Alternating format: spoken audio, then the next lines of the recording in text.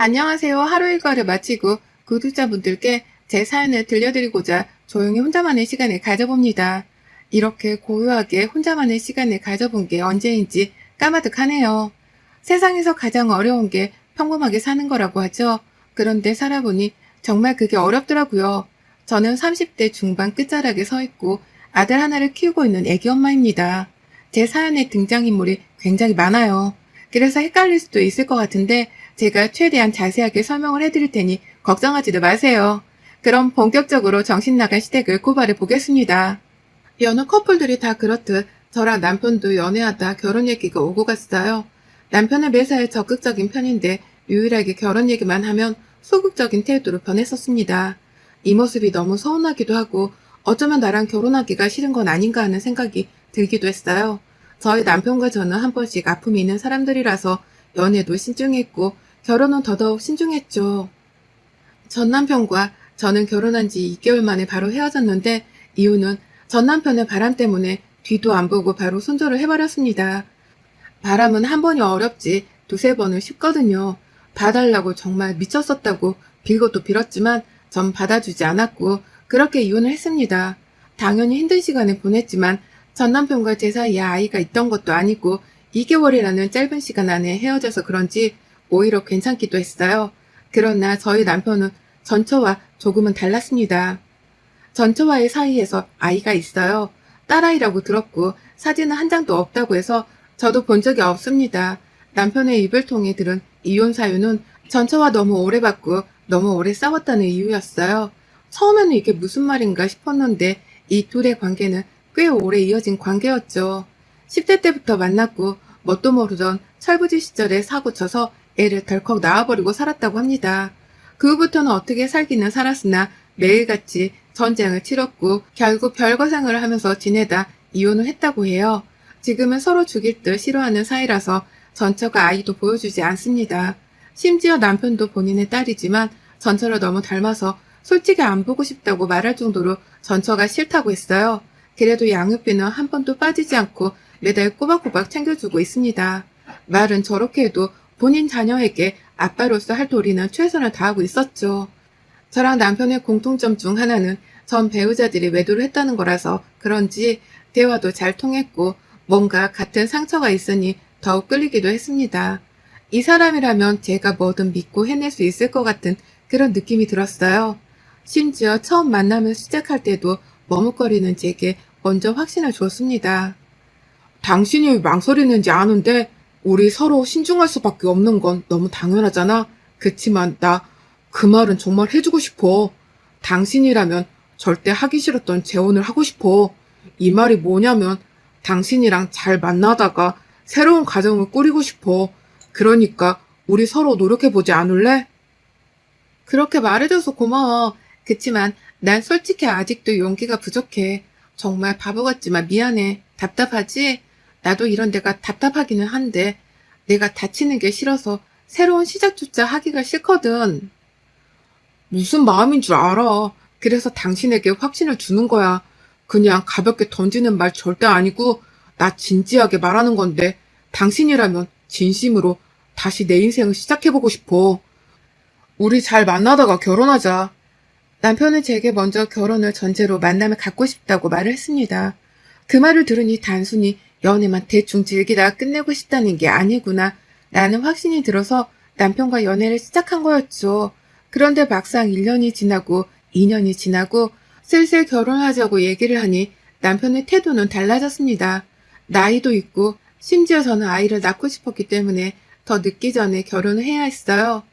남편에게 이제 결혼 준비를 시작하자 양가에 인사를 드리러 가자고 말을 하면 남편은 싫다고 말하지 않고 이리저리 대답을 회피하는 게 보였습니다. 뭔가 기분이 불쾌하고 답답하기만 했지만 대놓고 물어보면 돌아오는 대답에 제가 상처를 받거나 이 관계가 끝날까봐 무서워서 쉽게 물어보지를 못했어요. 한마디로 어영부영 이 관계를 유지하고 있었던 거죠. 그렇게 관계를 유지하고 있는데 남편에게 결국 답답함을 견디지 못하고 말해버렸습니다. 당신 언제까지 대답을 회피할 거야? 결혼하기가 싫으면 싫다고 말을 해. 사람 바보 만들지 말고. 그게 무슨 소리야? 내가 언제 결혼하기가 싫다고 했어? 왜 멋대로 판단해? 그걸 꼭 말로 직접 싫어라고 해야지 알겠어? 당신 지금 하는 태도를 봐. 이런 식인데 내가 모르겠니? 내가 정말 바보로 보여?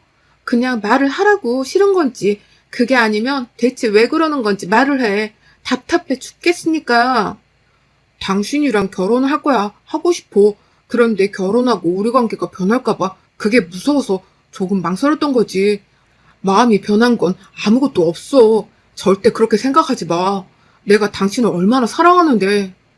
그런 생각이 있으면 나랑 상의를 해야지. 왜 혼자 생각을 하냐고, 그럼. 나 정말 답답했고, 당신이 헤어지고 싶어 하는 줄 알고 얼마나 힘들었는 줄 알기나 해? 말도 안 돼. 내가 당신이랑 헤어지긴 왜 헤어져? 내가 못나서 그래. 미안해. 결혼하자. 준비하자, 우리. 결국 그렇게 눈물범벅이 되었고, 저희 두 사람은 결혼 준비를 하게 되었습니다. 저는 남편에게 조금 서운했던 마음들이 눈 녹듯 다 풀렸어요. 어렵사리 결혼을 하기로 한 저희 두 사람은 양가 부모님들의 덕담을 듣고 많은 이들의 축하를 받으며 결혼을 했습니다. 결혼하고 나서 저는 바로 병원을 갔어요. 임신을 하려는데 혹시 몸에 문제가 없는지를 체크했습니다. 결과는 문제가 없다고 했고 안심을 했어요. 병원에 갔다 왔다는 얘기는 굳이 남편에게 하지 않았습니다. 혹시라도 부담스러워할까봐 말이죠. 자연 임신을 도전해도 괜찮을 것 같다고 들어서 부담 없이 마음을 놓고 지냈어요. 그런데 남편이 과할 정도로 아이를 원치 않는다는 식으로 말하는 게 보였습니다. 처음 한두 번은 그러려니 했는데 나중에는 제가 말리면서 물어봤어요. 여보, 우리 아이 가져야 하는데 자꾸 왜 그러는 거야? 우리 조금 있으면 노산이야, 노산. 자연 임신도 어려워진다고. 그럼 시술해야 하는데 그건 서로 너무 버겁고 힘들잖아. 우리 아직 신혼인데 벌써 애 생기는 거 원치 않아, 여보. 천천히 하자. 그래, 당신 입장도 이해하고 무슨 말인지 알겠어. 그런데 그렇게 천천히 하다가 나중에 자연 임신이 어려워지면 그때 그 버겁고 힘든 시술 다 견뎌낼 자신은 있는 거야? 당신이 하는 거 아니니까 뭐 괜찮다 이거야? 무슨 말을 그렇게 해. 당신 마음도 이해하지만 내 마음도 존중해줘야지. 애를 혼자 키우는 것도 아닌데 무조건 당신 뜻대로 애부터 낳아야 하는 건 아니잖아. 난 아직 애 키우고 싶지 않다고. 솔직히 애나 양육비 매달 보내는 것도 벅찬데 우리 애까지 태어나면 그 돈 감당 누가 해. 내 급여로는 택도 없잖아. 뭐라고? 그럼 당신이랑 전처 사이에 나온 딸 양육비 때문에 우리 애를 아직 낳지 말자는 말이네? 결국 진작에 그렇게 말을 하지. 왜 말을 빙빙 돌려서 했어? 이제야 이해가 되네. 더 이상 얘기하지 말자. 나도 이런 사람 붙잡고 애 낳고 싶은 마음 없으니까. 남편과 대화를 하는데 순간 너무 비참하더라고요. 제가 무슨 애 낳자고 구걸하는 느낌이 들었습니다. 분명 결혼 준비를 할 때만 해도 맞장구를 쳐줬거든요. 노산인 상태로 애를 낳으면 아이랑 저랑 둘 다 위험하다면서 서두르자고 본인 입으로 말해놓고 이제 와서 저런 태도를 보이니 얼마나 황당했겠습니까. 화장실 들어갈 때랑 나올 때 마음 다르다고는 하지만 남편의 이중적인 모습을 여러 번 목격하니 뭔가 신뢰가 떨어지고 있었습니다. 그리고 이 결혼에 대한 불안감이 찾아오고 있었죠. 남편만 문제였다면 조금 버틸만 했을 거예요. 그러나 위에 누나, 아래 여동생이 있는 남편이라 시댁은 제게 지옥이었습니다. 시부도 없이 시무와 형님, 그리고 신우, 이렇게 여자 셋이 모여서 저를 어떻게든 까내리려는 게 보였어요. 시무는 굉장히 무식한 편이라서 같이 어딘가를 가는 게 민망할 정도였어요. 가격이 다 정해져 있는 마트에 가서도 직원을 불러서 가격이 비싸다며 할인을 해달라고 난리를 치는 사람이었죠. 이봐, 이쪽으로 와봐요. 아니 무슨 애호박이 금이야? 2,000원이 넘어가면 사 먹으라는 거야, 말라는 거야? 이거 저쪽 마트는 지금 1,200원인가 그렇다던데 장난쳐 지금? 손님 상대로 등쳐먹는 것도 아니고 뭐야, 빨리 할인해줘. 안 그러면 가만 안 둬 이거. 아유, 요즘 물가가 미친 듯이 올라서 저희도 어쩔 수가 없어요. 특히 애호박은 요즘 금호박이라고 불리잖아요. 저도 그래서 요즘 애호박 잘 못 사먹고 주키니 대신 먹는데 이걸로 드세요. 그리고 1,200원으로 팔 수가 없을 텐데 원가도 안 나와서. 뭐야? 내가 그럼 뭐 거짓말 한다는 거야? 여기 사장 나오라고 해. 다 뒤집어 버리기 전에. 아까부터 왜 이렇게 소리를 지르세요? 가격이 다 정해져 있는 게 마트인데 여기서 뭘 더 할인해드려요. 너 잘리고 싶어? 딱 봐도 애 딸리네 엄마 같은데 애들 굶기고 싶냐고. 아니, 근데 이 할머니가 보자보자니까 말을 그냥 막 하시네. 내가 그만둘 때 그만두더라도 당신 같은 사람은 가만 안 둬. 2,000원 하는 애호박이 비싸서 못 사먹으면 먹지를 말 것이지 왜 이 난리야, 어? 뭐야? 내가 지금 2,000원이 없어서 이 난리를 치겠어? 저는 결국 시모를 온몸으로 뜯어 말렸고 직원분께 죄송하다고 몇 번을 사과했는지 모르겠어요. 정말 부끄럽고 창피했는데 제가 시모를 말렸더니 오히려 제게 더 큰 소리를 쳤습니다. 본인을 왜 말리냐고, 잘못한 건 저 여자인데 왜 본인이 잘못한 것처럼 말리냐고 난리를 쳤고 결국 마트 책임자까지 나와서 한바탕 소란을 피우고 저희는 장도 못 본 채 나왔어요. 집 가는 길 내내 씩씩거리는 시모의 욕을 제가 대신 들어야 했고 상황이 이렇다 보니 시모랑 단둘이 어딜 가기가 싫었습니다. 쪽팔리고 창피하잖아요. 형님도 시모랑 성격이 똑같습니다. 무조건 큰 소리부터 내면 이기는 줄 알고 욱하는 성격이 있어요. 사람이 굉장히 부정적이고 누가 본인에게 조금만 거슬리는 행동을 해도 그걸 못 참고 바로 질러버리는 성격이었습니다. 신우는 형님과 시모랑은 조금 다른데 사람 약올리는 재주가 있었죠. 얼마나 비아냥거리는지 오히려 셋 중에 신우 때문에 열받던 일이 가장 많기는 했어요. 결론은 이 셋 다 너무 버겁다 보니까 어울리는 게 싫었습니다. 제가 시댁만 가면 기가 막 빨리는 기분이 들었어요. 저도 성격이 좋은 편이 아니거든요. 착한 사람도 아니고 온순한 성격도 전혀 아닌데 그런 저를 능가하는 이 사람들은 대체 뭐하는 사람들인지 알다가도 모를 일이었습니다. 시몬은 자주 봐야 친해진다는 주의여서 굳이 저희 부부를 시댁에 초대해서 밥도 먹이고 막 그랬어요. 그냥 쉬게 냅뒀으면 하는 마음이 있었는데 말이죠. 또 저희 부부가 시댁에 간다는 걸 들으면 형님도 오셨거든요. 신우는 시모랑 같이 살고 있으니 당연히 시댁에 있었고요. 이렇게 되면 또 이 세모녀에 쌓여서 저는 기가 빨리는 겁니다. 평상시 대화를 잠깐 들려드려 볼게요. 새언니, 피부과 다녀요? 언니 나이쯤 되면 다니면서 관리하지 않나? 가만 보면 새언니 피부 좋은 것도 안 좋은 것도 아니고 조금 애매해. 그치 언니? 나도 느꼈어 옳게. 그거 관리해. 안 그러면 나중에 폭삭 늙어 주름 생겨서 처지는 것도 한순간이다. 그건 그렇고 둘이 잘 지내고 있어? 뭐라고? 둘이 뭘 했다고? 아니, 안 싸우고 잘 지내고 있냐고 물어봤어. 싸우긴 왜 싸워? 싸우기만 해봐. 아주 내가 가만 안 두지. 그렇게 결혼하겠다고 잘 살겠다고 해놓고 싸우는 건 내가 용납 못하지. 그치, 솔직히 우리 오빠가 한 번 갔다 왔으니까 그러려니 하고 엄마가 받아준 거지. 안 그랬음 새언니 안 받아줬을걸요? 우리 엄마가 찜해도 며느리감을 보면 능력들이 대박이거든. 그건 그렇지. 늘 병심에 옳게. 또 이혼하고 싶은 건 아닐 거 아니야. 서로 이해하고 배려하라고. 우리 부부는 싸우지도 않고 애 둘 낳고 잘 살고 있잖아. 우리라고 서로 불만이 없겠어? 다 이해하고 배려하는 거야. 옳게는 그걸 못해서 이미 한 번 실패한 거잖아. 엥? 아니야 언니. 새언니 첫 남편 바람나서 이혼한 거잖아. 남편이 바람나는 것도 그거 다 여자 잘못이다. 지가 똑바로 간수 못하니 바람이나 피지. 제 얘기를 하고 있고 제게 질문을 수없이 하지만 정작 제가 대답할 틈을 주지 않는 게 이들의 대화하는 방식이었죠. 늘 이런 식으로 셋이서 꿍짝하며 은근슬쩍 저를 남편보다 아래라고 못 박듯이 말을 했습니다. 남편을 이겨먹겠다고 생각을 해본 적도 없는데 저런 말을 들으니까 너무 화가 났지만 저걸 또 상대하고 받아치면 5분이면 끝날 대화가 15분, 20분이 되니까 그냥 입 다물고 있었어요. 그래야 조금이라도 빨리 집에 돌아가니 말이죠. 시댁에서 밥을 먹고 오면 늘 소화제를 먹거나 구토를 했고 그런 모습을 보면서 남편은 처음에는 걱정을 했지만 나중에는 한숨을 쉬었습니다. 한숨 쉬는 남편을 무시하다가 어느 날은 너무 거슬리고 화가 나는 거예요. 그래서 제가 물어봤습니다. 당신 지금 나보고 한숨 왜 쉬는 건데 내가 체한 게 한숨 쉴 일이야? 맨날 집에만 갔다 오면 퀭퀭거리면서 토하는데 보기 좋겠냐? 불편하지? 당신도 알잖아. 시댁에서 나한테 어떻게 대하는지. 그 자리에서 그렇게 밥을 먹는데 그럼 밥이 목구멍으로 잘 넘어가고 소화가 되겠니? 당신이 우리 집 갔는데 우리 가족들이 그렇게 하면 아무렇지 않게 잘 먹을 수 있어? 그래 알겠다. 그 태도 뭐야 지금? 그만 좀 하자. 지겹다. 정말 언제까지 그럴래? 솔직히 말해서 당신이 살갑게 안 하니까 가족들이 더 뭐라고 하는 거 아니겠냐? 내가 이런 말까지는 안 하려고 했는데 전처는 안 그랬어. 나한테는 나쁜 여자였어도 우리 가족들한테는 살가웠다고. 당신 미쳤니? 지금 나랑 전처를 비교하는 거야?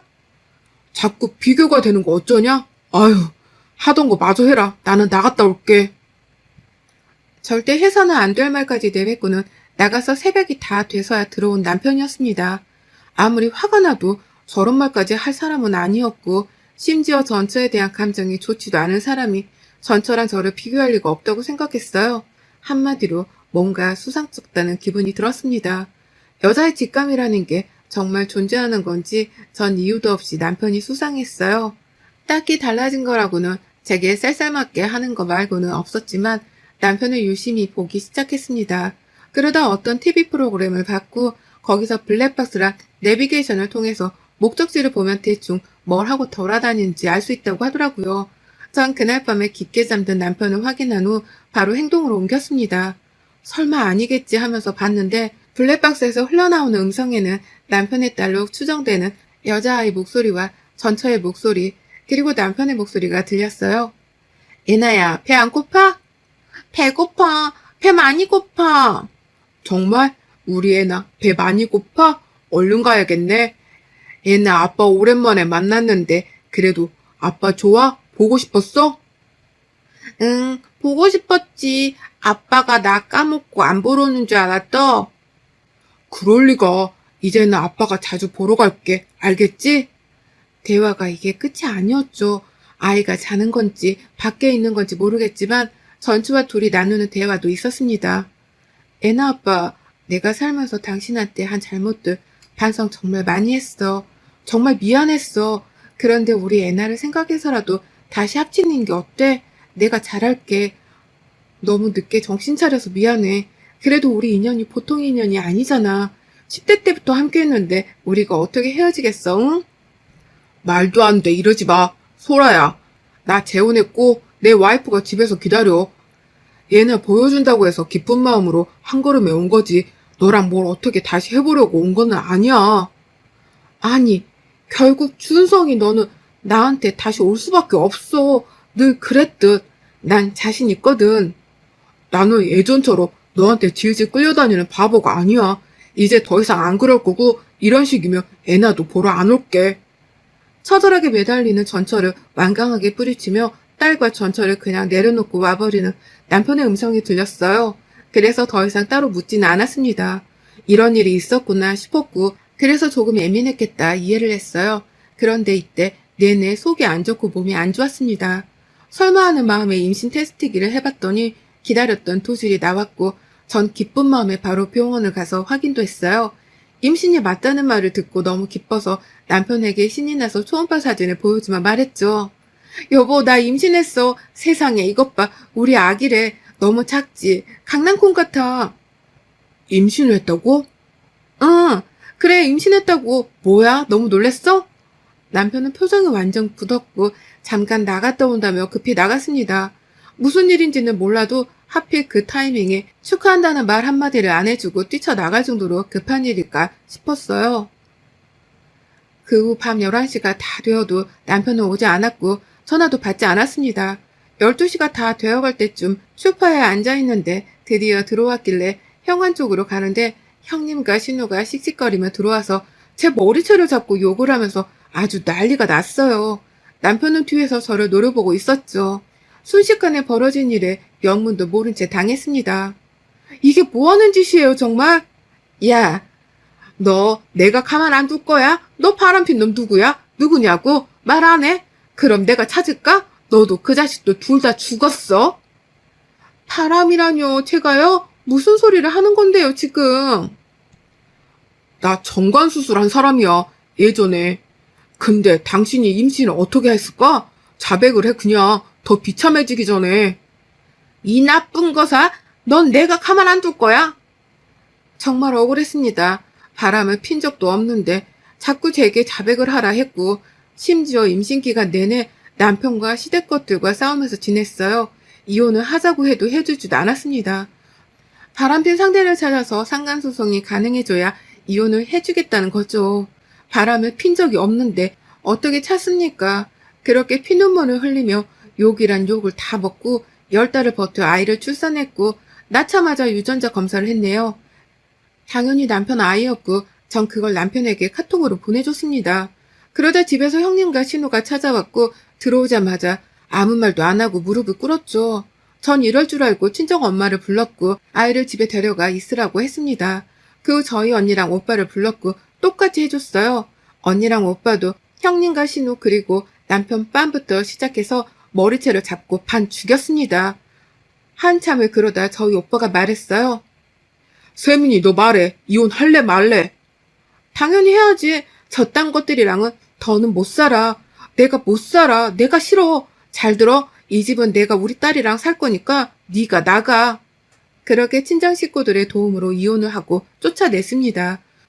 위자료도 넉넉히 받았고 매달 양육비도 받고 있어요. 그 외에도 1년을 넘도록 내내 애기 먹을 거랑 장난감뿐 아니라 제 영양제랑 먹을 것도 내내 보내지만 연락을 받아주지 않고 있습니다. 약간 고민되는 건 딱 하나예요.